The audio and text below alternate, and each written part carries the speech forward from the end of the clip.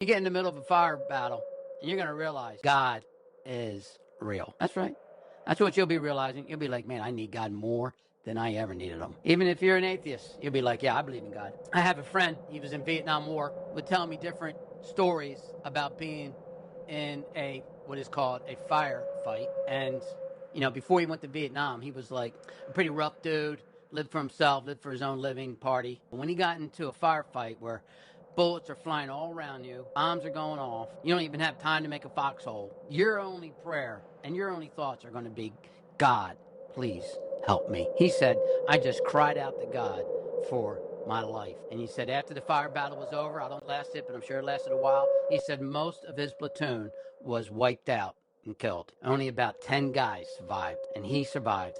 He said, God, if you save me from dying, I'll serve you the rest of my life. And that's what he said. And he came back to the States after the Vietnam War was done in the Marines, and that's all he did was tell the world about Jesus. That's what he did. When you come to face with death, you're going to realize there is a God. David Hume, the great Scottish philosopher, supposedly cried loud on his deathbed, I am in flames. According to the story, his desperation was described as a horrible scene. Sir Thomas Scott, Chancellor of England, allegedly said, until this moment, I thought there was neither a God nor a hell. Now I know and feel that there are both. And I am doomed to perdition by the just judgment of the Almighty. Edward Gibson, author of The Rise and Fall of the Roman Empire, supposedly cried, all is lost, irrevocably lost, all is dark and doubtful. Well, let's think about a couple for what is called the modern cases of atheists crying out on their final words on their deathbed. Let's start off with when Charles Darwin died in 1882. Stories immediately circulated that he had renounced evolution on his deathbed. A woman named Lady Hope had visited him, and he admitted his theory was wrong. That he asked for a Bible and wanted to hear Christian hymns. Some have said Anton LaVey, founder of the Church of Satan, died in 1997. Similar story spread, claims that he found Jesus in his final moment, that he renounced everything he's written.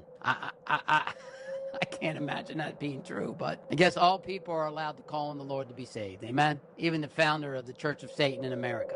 What is the purpose of these stories? The message is crystal clear. You can deny God all your life. You can mock religion. You can write books attacking faith.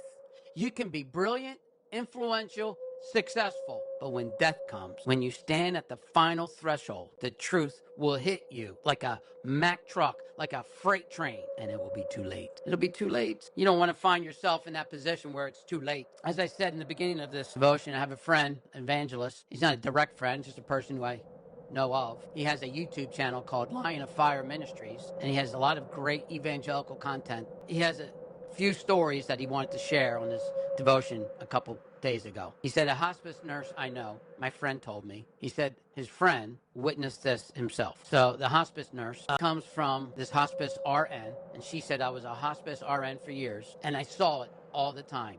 People who were ready to meet their Lord and people who were not ready to meet him and had rejected him all their life.